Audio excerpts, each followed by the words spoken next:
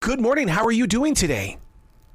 Good morning. I'm doing well. Thank you. I'm very excited to share a conversation with you because I think that we've all waited 4 years to hear the truth, to hear the actual experiences. And because, people aren't thinking about it anymore. They just want to get away from it as far as they can. But you bring to us the journey that we heard about, but we didn't know about.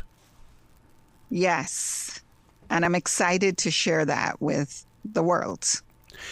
The title of the book, I love it, and it's going to. And what I want bookstores to do is don't put it in there sideways. Let people see the full front cover of this book, so they can walk by and say, "I need this book." But it's first in line, how COVID-19 placed me on the front lines of a health care crisis.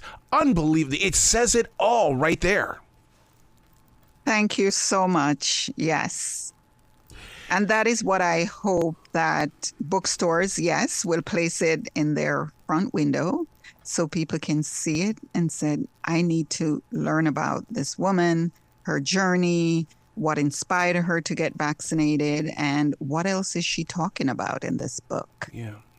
Because the one thing, we all have our individual stories. And what happens is and we always knew and we saw the pictures of the healthcare world coming together as one solid unit. But what we don't know about that journey is what you went through personally. And especially, the first one in line to get this shot, you had to have been filled with fear. Or did you have faith that this was it? I'm going to be the first one, like our first step on the moon. So I had no fear at all. Wow. What I had was faith and excitement and hope. I did not know I would be the first to get the COVID vaccine. Not that it would have changed my decision. I wanted to get vaccinated, and for multiple reasons. For my own personal protection, I worked in critical care, where the sickest patients are cared for. I felt like I had a responsibility to my staff, to my patients, to ensure that I was healthy and well so I could be in this fight with them. We could be in this together. And I wanted to make sure that my family was protected. I wanted to make sure that my community was protected. And I wanted to instill public confidence in the science and the safety that, as I read about and felt comfortable with, the safety of the vaccine. One of the things that you did in doing this is that you inspired other essential workers, because I went to a grocery store because I wanted to be with people. I needed to be with people. And my wife goes, go get a job at a grocery store then. And because I was seeing you and reading about you and your entire team, I thought I can do this too. I can't be in the medicine world, but I can be on the front line at a grocery store. But we relied on you to give us inspiration and that hope. Well, that was fabulous of you to go and have that experience and be around people and feel like you're making a difference. And thank you so much to you and all the essential workers out there. And I'm happy that I inspired people. And, when people come up to me now and tell me their own COVID story and how they got to yes to get in vaccinated, and I am a part of that journey, I just feel so honored, and it's so heartwarming.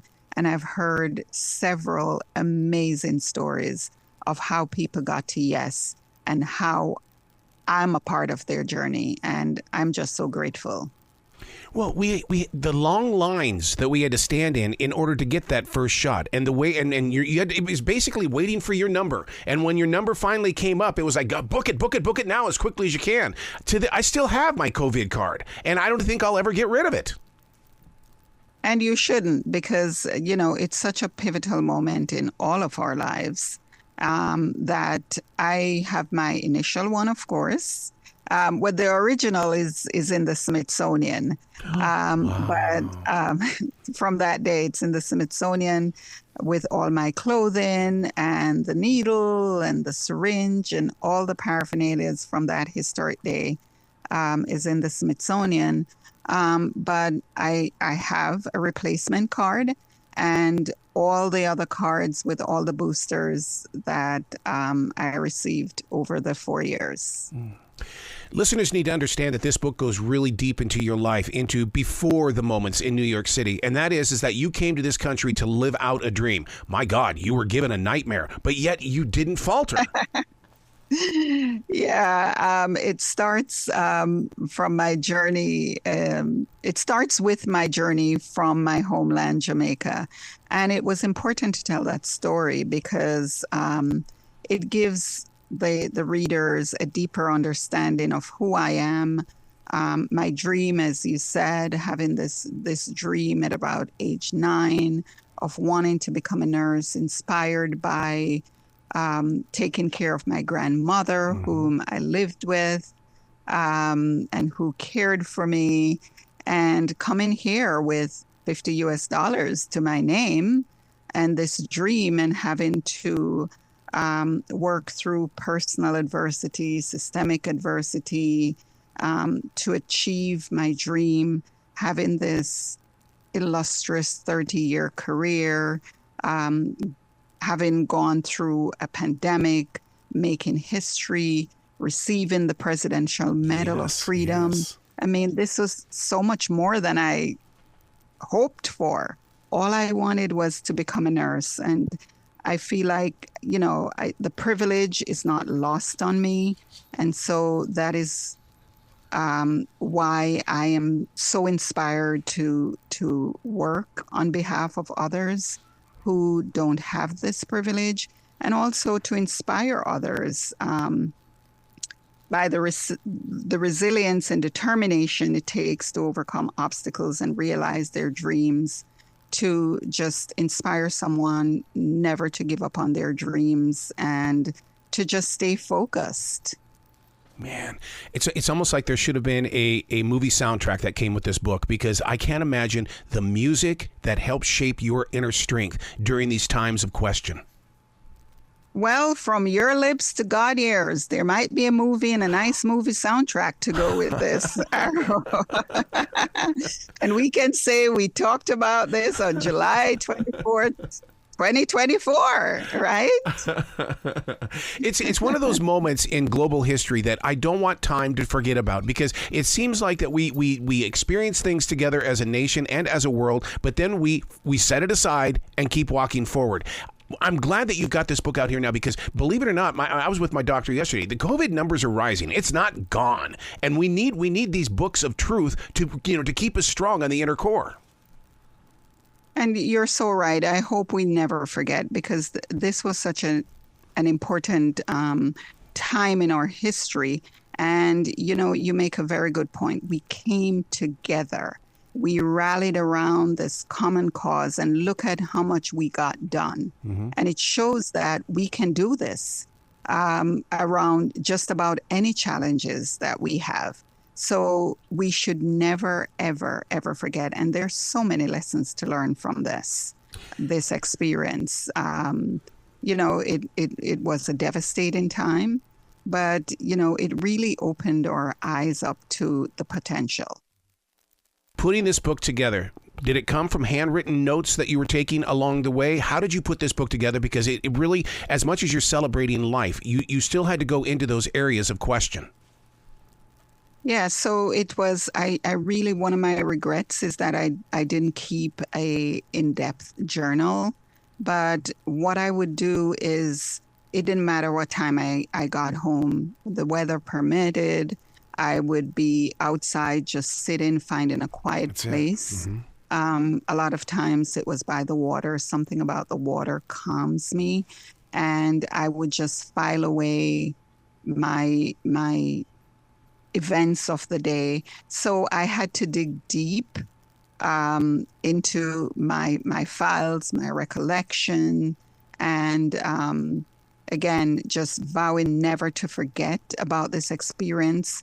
They all came back once I started the journey of writing. They all came back. Of course, my foundation of growing up in Jamaica will always be a part of me.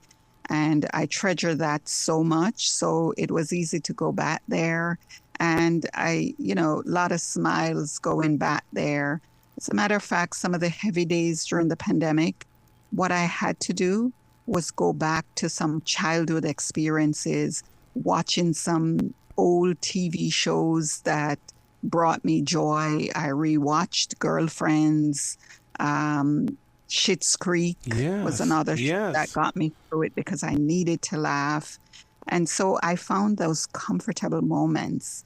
I snuggled up with my blanket, and I had a few notes here and there, but it was mostly from, what I had filed away in my memory, which wasn't and isn't too deep, because I'll always forget these times. Wow. And we can't forget about Squid Games too. That was one of my big binge watches as well during that time period. Yeah. I didn't get into that, but my thing is I just wanted to laugh, and anything that made me laugh, because, I was crying every day. I just wanted to laugh and felt like I was part of that girlfriend group, Yeah. and that was really it. Anything to make me laugh. And I also felt I wanted to be around people. Yes. So even though there wasn't anyone on the streets, it felt so lonely and eerie. I still wanted to be out there to see what was happening. My brother would say, nothing is happening out there, right? But I go, yeah, but I still need to be out there. So true. So true. I got to ask you kind of a personal question. I did write during the lockdown. I've been a daily writer for 30 years. And so, but the thing is, though, is that I'm inspired by you for sharing your story, but I won't go back and reread my journals in fear of what I'm going to see, or that I don't want to bring it back to the life. What is a positive thing that people can do if they did physically keep a journal? Should we go back and read it? I think if you can manage it, you should. And even if it brings up, different emotions, if you want to cry, you should cry. Yeah. It was a really hard time for all of us. But you may smile at, and be grateful for what you did personally, how far we've come. Yeah, right. And it may bring you hope that we can get over challenges. You may learn lessons from your own writing of how to deal with future challenges. Could be everyday challenges, hopefully not a pandemic again of this magnitude, but you may learn some very important lessons from your writing, but in your own time. Timing is everything. Yep. And in your own time, you will pick up that journal and you will read it. I believe so. Keeping your team together during those times of question. What was there a go-to sentence or a phrase that you would look at your team and say, boom, boom, boom, say it, and then all of a sudden everybody felt emotionally reconnected? Well, I worked with an amazing team at Northwell's Long Island Jewish Medical Center. Yes. And just the whole health system, Northwell Health overall, that came together to just really work hard to save lives and do the best that we can, do the best that we could under the circumstances.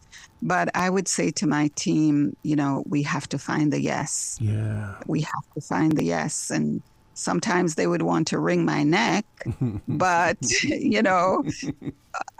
ultimately we came around, we found the yes. My team of critical care nurse leaders, they rock. I couldn't have gotten through it without them. And, during this time, it brought us closer together because we were able to share our vulnerabilities without judgment. And so we realized that everyone was going through something. And everyone was dealing with the pandemic differently. Yeah. We would go on these walks when time permitted where we just took the mask off and just in open air with our social distancing, of course, just, connected with each other. Some days we were very vocal and some days we walked in silence. And the tears were just flowing. but it brought us together closer as a team, and we really found the yes. Wearing those masks made me a better listener, and the reason why is because I guess I'm lazy when I read lips, and so when I was hearing people talk, I mean, I had to physically listen to their voice come through that mask. Did you have to do the same thing? Because I mean, you were with people that you couldn't see their lips moving. Exactly, and for me as a leader, I like to refer to people by names. That's one thing that I pride myself on. As you'll read in my book, there were times when people didn't refer to me by names, but by my title. Oh, let the aide do that, let the aide. And it was so condescending. And so I make it a point of duty to learn people's names. And, how I do that, the face, right? And I connect it with something that I will remember that person. Yep. And so here we are now, everybody's masked. And now I have to learn eyes. And we have so many new people coming in, and I'd want to refer to people by names and thank them by names. So I had to then, develop different senses. I would look at the eyes, or I'd listen to the voices. And yes, it made me a better listener because I had no choice. And I did that because I found that also listening to my staff and their concerns was very, very important. Wow. Very, very important. Sometimes what people wanted was just for you to stand there or sit there and listen to them vent. Just be that shoulder and that listening ear. Because sometimes I didn't have the answers. Wow. But people appreciated me just being there and listening. This is every bit the reason why not just the medical world, but every business needs to read this book to find out how you stay united and you build on days of doubt. You still build. And like you said, looking for that yes. I'm just so glad that we had a moment to speak today. And Sandra, I want to talk to you again sometime in the future because you've got one hell of a story here that needs to keep reaching out there. I'm available anytime you're ready. Well, you be brilliant today, okay? Thank you so much, and you do the same.